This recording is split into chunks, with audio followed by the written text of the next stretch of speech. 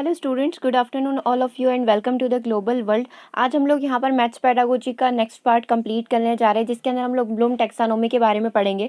जैसे कि आपने मॉर्निंग वाला सेशन देखा होगा, उसमें ब्लूम टैक्सोनॉमी के 2 क्वेश्चन पूछे गए थे। मतलब कि हमें ब्लूम टैक्सोनॉमी आनी ही चाहिए और ये आपकी ऑल सब्जेक्ट पेडागोजी जो होती है उसमें डेफिनेटली हेल्प करेगा आपको। तो इस सेशन को आप बहुत अच्छे से देखिएगा, इसमें कुछ और अदर चीज़ें भी हम लोग कंप्लीट करेंगे।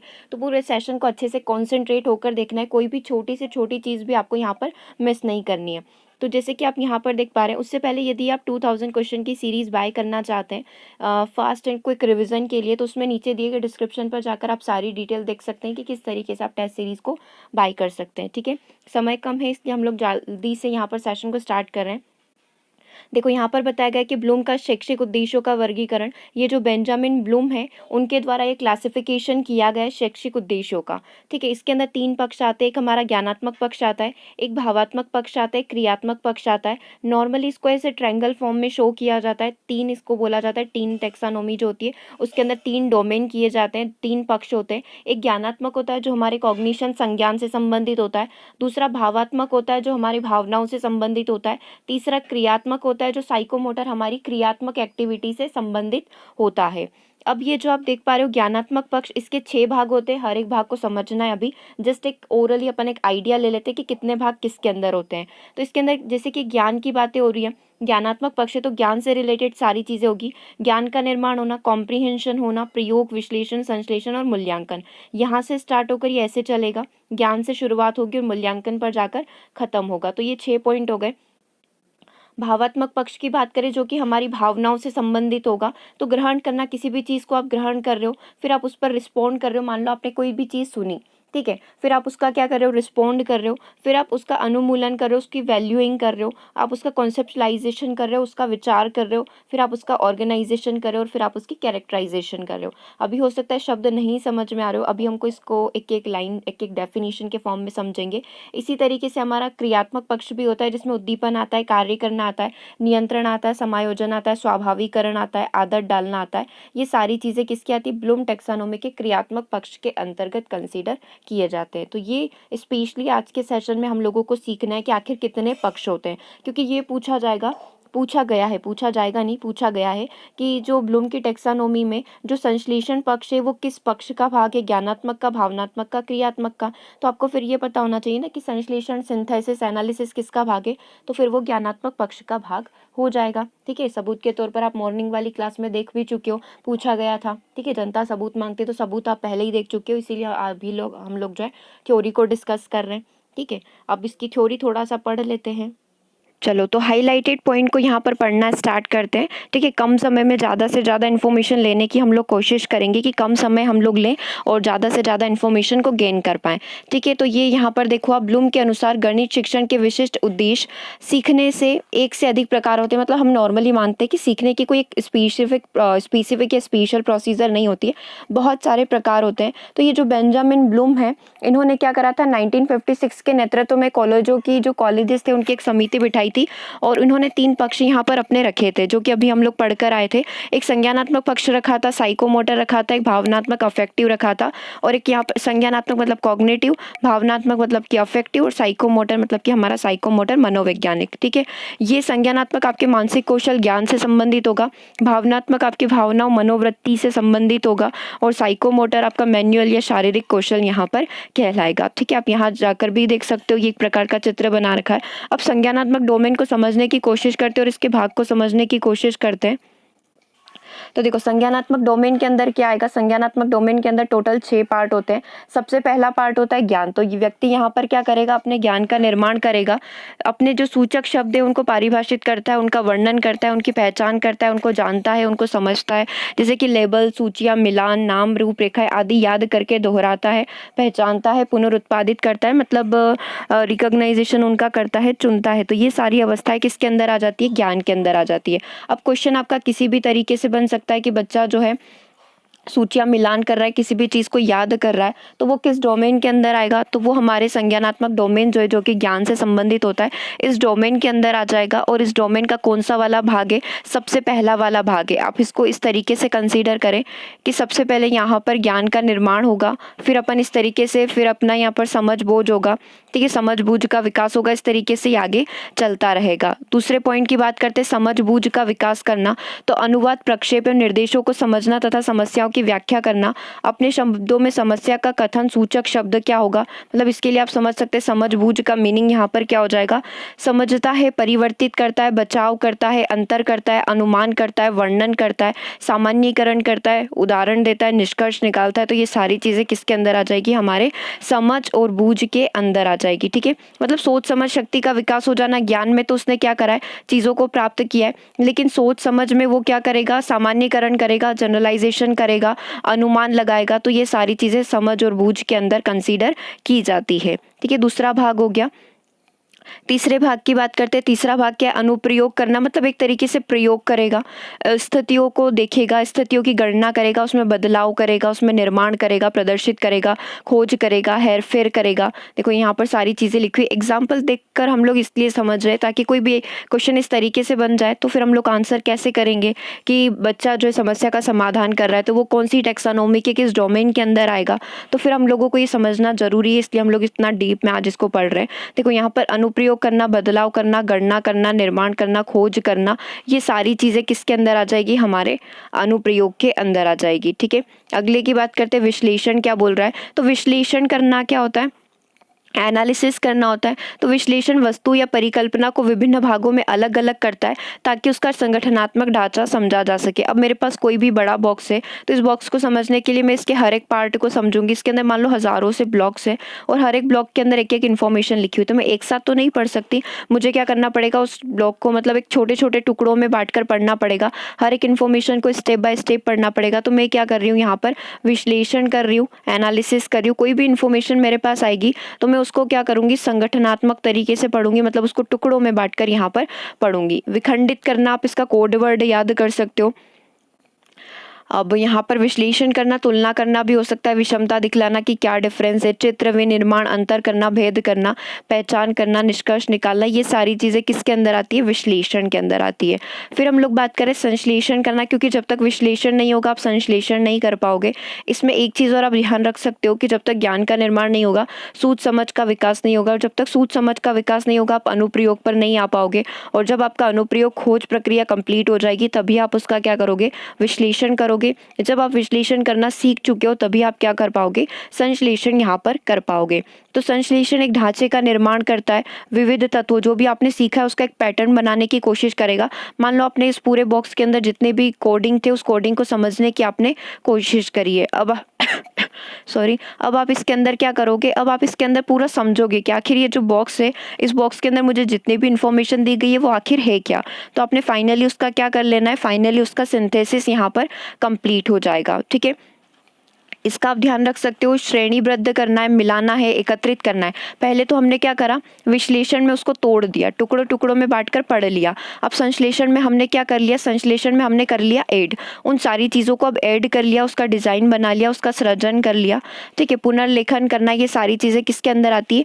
संश्लेषण के अंदर आती है। फिर अगला आता है हमारा मूल्यांकन, जो कि छठा भाग होता है हमारे कॉग्निटिव डोमेन का। तो मूल्यांकन के अंदर क्या आएगा? हम लोग फाइनली क्या करते हैं? मूल्यांकन करते कि वैल्यूएशन करना स्टार्ट कर देते हैं, ठीक है, कि आखिर हमने जो भी सीखा है आप उसको अप्लाई कहाँ और किस जगह करोगे, ठीक है। तो ये मूल्यांकन शब्द हो गया। आप निष्कर्ष निकाल रहे हो, आलोचना कर रहे हो, तुलना कर रहे हो, तो ये सारी चीज़ें किसके अंदर आ जाएगी? मूल्यांकन के अंदर आ जाएगी। समझ में आया? एक तरीके से आप सारांशित कर रहे हो, एक तरीके से आप कंक्लूजन निकाल रहे हो, समर्थन कर रहे हो, तो इन सारी चीज़ों को हम लोग क्या बोलेंगे? इन सारी चीज़ों को हम लोग बोलेंगे मूल्यांकन करना। ये हमारा ज्ञानात्मक पक्ष है। हो सकता है इतना थ्योरी देखकर आपको नहीं समझ में आ रहा हो, एक बार हम लोग रिवाइज करते हुए चलते हैं। यहाँ पर मैं पूरा डोमेन बना देती हूँ कि ये जो ज्ञानात्मक पक्ष है ये किस तरीके से कार्य करता है। इस तरीके से समझ ले तो सही रहेगा, ठीक है। यहाँ नीचे से हम लोग स्टार्ट कर रहे हैं। सबसे पहले ज्ञान का निर्माण होता है, हम लोग कॉग्निटिव डोमेन संज्ञानात्मक पक्ष की बात कर रहे हैं। तो यहाँ पर सबसे पहले क्या होगा, ज्ञान का निर्माण किया जाएगा। ज्ञान निर्माण करने में चीज़ों को क्या किया जाता है, प्राप्त किया जाता है, समझा जाता है उनको, ठीक है। फिर हमारे अंदर जो समझ बूझ शक्ति होती है, सोच समझ की जो शक्ति होती है, उस शक्ति का प्रयोग किया जाता है। एक अनुमान वाले कार्य किए जाते हैं, ठीक है। समस्या समाधान करने की कोशिश की जाती है अपने कॉग्निशन से, अपने संज्ञान से। जब हमारी सोच समझ सूझ कंप्लीट हो जाती है तो तीसरी स्टेप आती है हमारी, हटा देती हूँ तीसरी स्टेप को, यहीं लिख देती हूँ ताकि दिखने में सही रहेगा। तीसरी स्टेप क्या आती, अनुप्रयोग करना। क्योंकि जब हमें प्रयोग करके हमने समस्या का समाधान करने की शक्ति हमारे पास आ गई है, तो अब आप क्या करोगे, उसका प्रयोग करोगे, उसकी खोज करोगे, उसमें जो भी बदलाव आप ला सकते हो वो लाकर आप देखोगे, ठीक है। फिर आप क्या करोगे, फिर आपने विश्लेषण कर लेना है। अब आप बोल रहे होंगे विश्लेषण क्या बोल रहे थे आप, विश्लेषण क्या था, याद नहीं आ रहा है। तो विश्लेषण में आप क्या करते हैं, चीज़ों को तोड़ते हो। चीज़ों को तोड़ना है मतलब जो भी बड़ा सा ब्लॉक्स था उसको आप क्या कर रहे हो, टुकड़ों में बांट बांट कर पढ़ रहे हो। मतलब आप क्या कर रहे हो, यहाँ पर एनालिसिस कर रहे हो। जब आपने एनालिसिस कर लिया तो आप क्या करोगे, तब आप संश्लेषण कर लोगे। संश्लेषण कर लोगे मतलब उस पूरी प्रोसीजर को एक करके समझोगे। मतलब पूरा जितना भी टुकड़ों में बांटा था उस पूरी प्रोसीजर को आप अब एक कर दोगे, क्योंकि आपको हर एक पार्ट समझ में आ गया है। तब आपने क्या कर देना है, उस चीज़ को एक कर देना है। फिर छठा भाग था इसका मूल्यांकन कर देना। मूल्यांकन कर देना मतलब एक तरीके से कंक्लूजन निकल कर आता है, एक सारांश निकल कर आ जाता है। मूल्यांकन में हम लोग यही करते हैं कि कोई समस्या आ रही है तो आखिर हमने पूरा इतना 5 प्रोसीजर कंप्लीट करी तो कोई समस्या तो नहीं आई, कोई समस्या आई तो हमसे गलती कहाँ पर हुई, अगली बार हम उसको कैसे ओवरकम कर सकते हैं। तो ये बात किसकी हो गई, मूल्यांकन की हो गई, ठीक है। चलो, तो ये ज्ञानात्मक पक्ष हो गया, मतलब कॉग्निटिव डोमेन हमारा हो गया। अब दूसरे पक्ष की हम लोग यहाँ पर बात कर लेते हैं।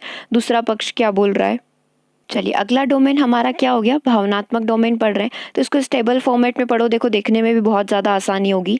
तो देखो, ग्रहण करना सबसे पहली चीज़ है, क्योंकि हमने किसकी बात कर ली, हमने यहाँ पर ज्ञान की बात कर ली। अब बात आ रही है कि आप किसी भी चीज़ को कैसे रिसीव करते हो, ठीक है। किसी भी चीज़ को कैसे एक्सेप्ट करते हो, फिर उस पर किस तरीके से रिस्पॉन्ड करते हो। तो ये सारी चीज़ें आपके भावनात्मक डोमेन पर आएगी। मतलब आप जैसे सीखना चाहते हो वैसे आप सीख सकते हो, ठीक है। एक आप इमोशन वाली चीज़ से भी इसको कनेक्ट कर सकते हो। लाइक आपका मूड आज बहुत अच्छा है तो आप आसानी से पूरा वीडियो जो है उसको अच्छे से देखोगे, अच्छे से समझोगे। लेकिन आज पढ़ने का ही मूड नहीं हो रहा है तो फिर चीज़ें भी आधी अधूरी ही समझ में आएगी। तो ये पूरा हमारा भावनात्मक, हमारी फीलिंग्स वगैरह पे डिपेंड करेगा, हमारे इमोशंस वगैरह पे डिपेंड करेगा। तो सबसे पहला भाग क्या आता है, ग्रहण करना। अच्छा, ये वाला जो भावनात्मक डोमेन है ये अकेला ब्लूम ने नहीं बनाया है, ठीक है।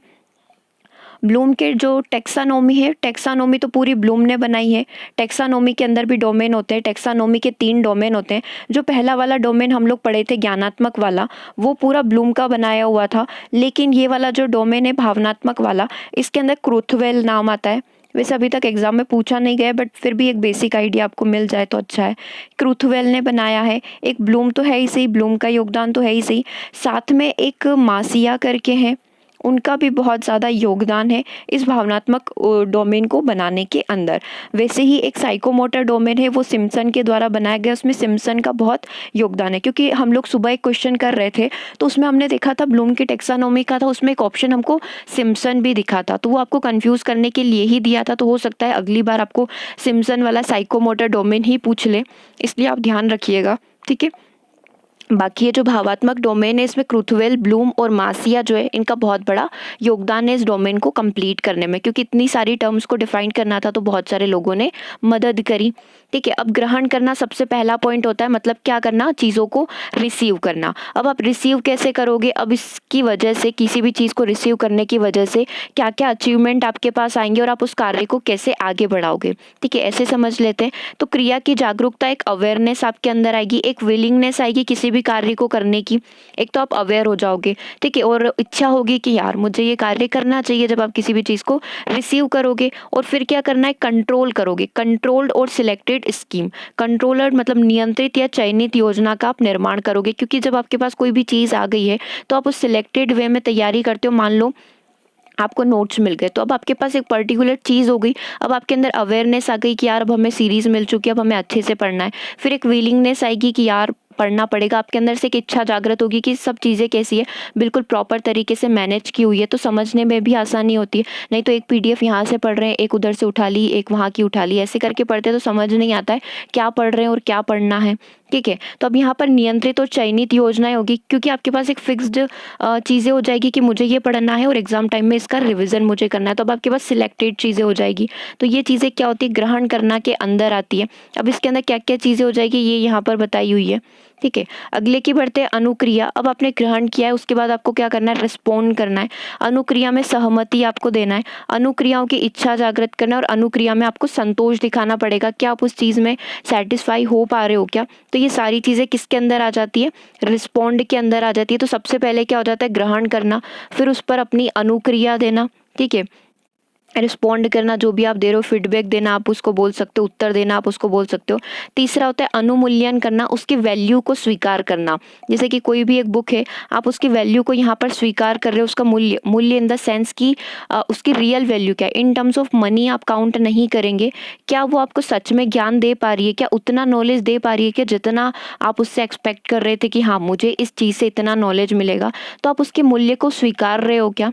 ठीक है, तो ये हमारा अनुमूल्यन या फिर वैल्यू के अंदर आता है। मूल्य की प्राथमिकता, उस जो मूल्य है, जो वैल्यू है, उसको आप प्रेफरेंस देने की कोशिश कर रहे हो, और वचनबद्धता यहाँ पर आ जाती है। तो ये सारी चीज़ें किसके अंदर आ जाती है, अनुमूल्यन के अंदर यहाँ पर इस चीज़ को कंसीडर किया जाता है। अगले की बात करते हैं, मूल्य की अवधारणा। ये हमारा किस डोमेन के अंदर आता है, ये हमारा व्यवस्था ऑर्गेनाइजेशन डोमेन के अंदर आता है। ठीक है, अब इसमें एक एक्सेप्टेंस ऑफ अ वैल्यू, आप उस वैल्यू को एक्सेप्ट करोगे, उसको प्रायोरिटी दोगे, उसकी प्राथमिकता दोगे, तो ये एक आप ऑर्गेनाइज करोगे कि आपको पढ़ना कैसे, तो वो सारे आपके भावनात्मक इमोशनल डोमेन के अंदर आ जाता है। मूल्य समूह का विशेषीकरण करना। ठीक है, जो कैरेक्टराइजेशन आप उसका करोगे वो आपका किसके अंदर आ जाएगा, विशेषीकरण के अंदर आ जाएगा। एक तो सामान्य होता है, एक जनरलाइज तरीके से करोगे, और एक स्पेशलाइज्ड तरीके से करोगे, तो ये विशेषीकरण भी इसके अंदर दो प्रकार का हो सकता है। अब विशेषीकरण में आप कार्य करोगे, हल करोगे, दोहराओगे, बदलोगे, स्वीकार करोगे, प्रस्तावित करोगे, विकसित करोगे, तो ये सारी डिटेल और भी चीज़ें इतना अपन जान ही रहे हैं अभी। ठीक है, अपन सिर्फ ये पढ़ रहे हैं कि इस डोमेन का मीनिंग यहाँ पर क्या निकलेगा। तो बिना देखे एक बार रिवाइज करके देखते हैं कि याद हुआ कि नहीं हुआ। हमारा जो भावनात्मक पक्ष है उसके अंदर कौन कौन सी चीज़ें आती है। सबसे पहले हमने देखा था कि सबसे पहले हम लोग क्या करते हैं, किसी भी चीज़ को एक्सेप्ट करते हैं। मान लो आपने एक बुक ली, तो आपने क्या किया, उस चीज़ को एक्सेप्ट किया। ठीक है, अब ग्रहण करने के बाद आपने उसका रिस्पॉन्ड किया कि हाँ बहुत अच्छी बुक है, आपने फीडबैक दिया, तो आपने यहाँ पर क्या दे दिया, आपने यहाँ पर अपनी अनुक्रिया दे दी। अब आप क्या कर रहे हो, उसका अनुमूल्यन कर रहे हो। अनुमूल्यन कर रहे हो इन द सेंस कि आप उसकी वैल्यूइंग कर रहे हो, आप बता रहे हो कि ये रियल में हमारी लाइफ के लिए कितनी इंपॉर्टेंट चीज़ है, ये बुक हमारे लिए कितनी इंपॉर्टेंट है। या फिर कोई भी एक ऐसी चीज़, देखो कोई भी चीज़ याद कर रहे हो तो कुछ ना कुछ एग्जाम्पल तो उठाना ही पड़ेगा, नहीं तो वो फिर याद नहीं होगी, एक तरीके से रटने वाली चीज़ हो जाएगी। ठीक है, फिर आप क्या करते हो, व्यवस्था करते हो। ठीक है, एक पूरा प्रॉपर तरीके से अरेंजमेंट आप करते हो कि कैसे क्या आपको कंप्लीट करना है टास्क को। ठीक है, पढ़ना है तो कैसे पढ़ना है, तो उसकी एक व्यवस्था इसका फोर्थ पार्ट हो जाएगा। ठीक है, उसकी व्यवस्था इसका फोर्थ पार्ट हो जाएगा, चौथा। और फिफ्थ भाग इसका क्या हो जाएगा, विशेषीकरण कर देते हो। दो तरीके से करते हो, एक तो जनरल तरीके से करते हो और एक स्पेशल तरीके से करते हो। तो ये विशेषीकरण कैरेक्टराइजेशन के अंदर कंसीडर की जाती है। तो ये हमारा क्या हो गया, भावनात्मक डोमेन यहाँ पर कंप्लीट होता है। एक बार और पढ़ना है तो देख लो, यहाँ पर सबसे पहले हमने क्या पढ़ा था, ज्ञानात्मक पढ़ा था, क्योंकि आज के पूरे सेशन में यही है और इसी से सारे क्वेश्चन बनेंगे, इसीलिए अपन इतना ज़्यादा इसके ऊपर ध्यान दे रहे हैं। ज्ञानात्मक डोमेन और भावात्मक डोमेन। ज्ञानात्मक डोमेन में क्या होता है, मतलब कॉग्निटिव डोमेन आप बोल लो इंग्लिश में। ज्ञान का निर्माण करते हो, फिर समझ शक्ति का विकास होता है, सूझ समझ प्रबोध, आप बोध शक्ति आप इसको बोल सकते हो, कॉम्प्रिहेंशन पावर आप इसको अपनी बोल सकते हो। फिर अनुप्रयोग आप करते हो। ठीक है, खोज बदलाव करना, तो अनुप्रयोग की बात हो जाती है। फिर आप यहाँ पर विश्लेषण कर देते हो, फिर आप संश्लेषण कर देते हो, और फिर आप क्या कर देते हो, मूल्यांकन कर देते हो। तो ये सारे कौन से डोमेन हो गए, ये सारे आपके ज्ञानात्मक डोमेन यहाँ पर कंसीडर कर लिए जाएंगे। ठीक है, अब बात करते हैं हम लोग कौन से डोमेन की, भावात्मक इमोशन डोमेन की। तो इसमें सबसे पहले आप क्या करते हो, ग्रहण करते हो, एक्सेप्ट करते हो, फिर आप क्या करते हो, रिस्पॉन्ड करते हो, मतलब अनुक्रिया देते हो, फिर आप उसकी वैल्यूइंग करते हो, मतलब कि अनुमूल्यन आप यहाँ पर करोगे। अनुमूल्यन करने के बाद आप व्यवस्था करते हो। ठीक है, एक प्रॉपर अरेंजमेंट, एक व्यवस्था आप करोगे, और फिर आप क्या करते हो, विशेषीकरण यहाँ पर करते हो। ठीक है, तो ज्ञानात्मक के 6 ज्ञानात्मक डोमेन जो है उसके अपन ने 6 पार्ट पढ़ लिए, और भावनात्मक डोमेन के 5 भाग अपन ने यहाँ पर सीख लिए। अब आता है हमारा साइकोमोटर डोमेन, वो आपके लिए बहुत आसान होगा समझना। चलो, ये सिम्पसन का साइकोमोटर डोमेन है। ये जो साइकोमोटर डोमेन है ये किसके द्वारा बनाया गया है? ये सिम्पसन के द्वारा निर्मित किया गया है। ठीक है, सिम्पसन ने इसको बनाया, ईजे सिम्पसन इनका पूरा नाम है। तो चलो सिम्पसन के डोमेन की बात कर लेते हैं। सबसे पहले कौन सी बात आती है? सबसे पहले बात आती है प्रत्यक्षीकरण करने की, परसेप्शन की बात आती है। फिर व्यवस्था, मनोस्थिति, सेट की यहाँ पर बात आ जाती है। यहाँ पर पूरे आपके जितने भी लेवल हैं जैसे शारीरिक, मानसिक स्तर, उसकी बात हो जाएगी। फिर निर्देशात्मक अनुक्रियाएं, गाइडेड रिस्पॉन्स यहाँ पर आते हैं। अनुक्रिया तो है लेकिन कैसी है? अनुक्रिया हमारी निर्देशात्मक है, क्योंकि भावनात्मक में दूसरे नंबर पर हमने अनुक्रिया ही पढ़ा था, रिस्पॉन्डिंग ही पढ़ा था, लेकिन ये वाली अनुक्रिया निर्देशात्मक है। फिर कार्यप्रणाली का कौशल, आप कैसे उसको सॉल्व करते हो, कैसे उसका वापस से उसको बनाने की कोशिश करते हो, मैकेनिज्म की यहाँ पर बात हो जाती है। अगला पॉइंट है हमारी जटिल प्रत्यक्ष अनुक्रिया। ये जो जटिल प्रत्यक्ष कॉम्प्लेक्स रिस्पॉन्स की यहाँ पर बात होगी। पहले निर्देशात्मक अनुक्रिया की बात हुई थी, अब कौन सी अनुक्रिया की बात होगी? जटिल कॉम्प्लेक्स अनुक्रिया की। अब इसमें क्या होगा? जैसे क्रिटिकल थिंकिंग है, हम लोग बोलते हैं कि बच्चों का क्रिटिकल डेवलपमेंट बहुत अच्छे से होना चाहिए, तो सृजन करना, बदलाव करना, पता लगाना, ये सारी चीज़ें इसके अंदर काउंट की जाती है। तो कितनी चीज़ें हो गई इसके अंदर? सबसे पहले तो बात की गई प्रत्यक्षीकरण की, फिर बात की गई यहाँ पर व्यवस्था की, फिर बात की गई निर्देशात्मक अनुक्रिया की। ठीक है, निर्देशात्मक मतलब कि गाइडेड अनुक्रिया की। उसके बाद बात की गई यहाँ पर कार्य कौशल की, कार्य प्रणाली की, और उसके बाद होगी हमारी जटिल प्रत्यक्ष अनुक्रिया। ठीक है, तो ये हमारा डोमेन कंप्लीट होता है ब्लूम की टैक्सोनॉमी का। और कुछ चीज़ें इसके अंदर हम लोग देख लेते हैं। चलो, अब आपकी स्क्रीन पर कुछ आपको अच्छा सा दिख रहा होगा, क्योंकि अभी हम लोग इतना हिंदी हिंदी में पढ़ रहे थे, बिना इमेज के हम लोगों ने पढ़ लिया, तो थोड़ा अजीब लगता है, तो इमेज के थ्रू भी पढ़ लेते हैं ताकि कुछ इनोवेटिव हम लोग यहाँ पर करें। तो देखो, 3 डोमेन की हम लोग बात कर रहे थे, तो वो 3 डोमेन आपकी स्क्रीन पर आ चुके हैं। सबसे पहला डोमेन जो ज्ञानात्मक डोमेन की हम लोग बात कर रहे थे, तो जो इंग्लिश में पढ़ते हैं उन स्टूडेंट के लिए इंग्लिश में नाम यहाँ पर बता देती हूँ, और हिंदी में हम लोग पढ़ चुके हैं। नॉलेज मतलब होता है ज्ञान, कॉम्प्रिहेंशन मतलब होता है सूझ समझ या बोध, आप इसको बोल सकते हो। एप्लीकेशन मतलब होता है उसके अनुप्रयोग करना, उसको आगे बढ़ाना, उसको एप्लीकेशन में लेना। एनालिसिस का मतलब होता है यहाँ पर विश्लेषण करना। सिंथेसिस का मतलब होता है संश्लेषण करना, और इवैल्यूएशन का मतलब होता है यहाँ पर क्या करना? मूल्यांकन करना। अब बात करते हैं अफेक्टिव डोमेन की। तो अफेक्टिव डोमेन में क्या होता है? रिसीव करना, आप चीज़ों को रिसीव कर रहे हो, फिर आप चीज़ों को रिस्पॉन्ड कर रहे हो, उन पर प्रतिक्रिया दे रहे हो, आप उनकी वैल्यूइंग कर रहे हो। वैल्यूइंग करना मतलब कि अनुमूल्यन करना। आप फिर उसको ऑर्गेनाइज कर रहे हो, उसकी व्यवस्था कर रहे हो, और फिर आप क्या कर रहे हो? उसका विशेषीकरण कर रहे हो, मतलब characterization by the value set. ये कौन सा डोमेन होता है? अफेक्टिव डोमेन होता है, भावनात्मक डोमेन होता है। फिर आता है हमारा साइकोमोटर डोमेन, मनोगत्यात्मक, इसको क्रियात्मक भी बोल सकते हैं क्योंकि एक्टिविटी बेस्ड होता है। तो सबसे पहला भाग यहाँ से स्टार्ट होता है, इसका नीचे से स्टार्ट होते हैं। ठीक है, इस तरीके से ये चलते हैं। तो यहाँ पर रिफ्लेक्स मूवमेंट होते हैं, प्रत्यक्षीकरण यहाँ पर होता है। ठीक है, फिर व्यवस्था होती है, बेसिक फंडामेंटल मूवमेंट की हम लोग बात करते हैं, ये सिम्पसन ने बनाया हुआ है। फिर परसेप्शन की हम लोग बात करते हैं यहाँ पर, सॉरी परसेप्शन नहीं है ये, प्री कैप्चुअल की बात कर रहे हैं। निर्देशात्मक अनुक्रिया की हम लोग बात करते हैं। फिर हम लोग यहाँ पर फिजिकल एक्टिविटी यदि करना होती है तो उसकी हम लोग यहाँ पर बात कर लेते हैं। फिर कार्य प्रणाली, स्किल मूवमेंट की हम लोग बात कर लेते हैं। फिर जटिल जो नॉन डिस्ट्रक्टिव कम्युनिकेशन होता है, डिस्कर्सिव कम्युनिकेशन होता है, उसकी हम लोग यहाँ पर बात कर लेते हैं। तो प्रत्यक्षीकरण, व्यवस्था, निर्देशात्मक अनुक्रियाएं, कार्य प्रणाली और जटिल अनुक्रिया जो होती है, जटिल प्रत्यक्षी अनुक्रिया जो होती है, वो साइकोमोटर डोमेन के अंदर यहाँ पर कंसीडर की जाती है। ठीक है, ये इमेज जितनी भी थी मेरे पास, मैंने आपको सारी ही कल टेलीग्राम पर शेयर कर दी है, तो एक बार आप टेलीग्राम ऑन करके देख लेना। जितनी भी अपन इमेजेस के थ्रू पढ़ रहे थे, टैबुला रास हो गया, फिर हमारा बहुत सारे डोमेन्स वगैरह हो गए, तो वो सारे मैंने आपके साथ टेलीग्राम पर शेयर कर दिए हैं। ठीक है, तो ये इमेज आपके पास रहेगी, तो इमेज को देखकर पढ़ना बहुत आसान हो जाता है। देखो, मैंने यहाँ पर टेलीग्राम चैनल को ऑन किया हुआ है, तो आपको इस तरीके से सर्च करना है। कैपिटल में आप ग्लोबल वर्ल्ड यहाँ पर सर्च करोगे, कैपिटल में आप सर्च करोगे तो ये आपको मिल जाएगा। इस तरीके से आप देख सकते हैं, आपके ही चैनल का यहाँ पर फोटो डला हुआ है।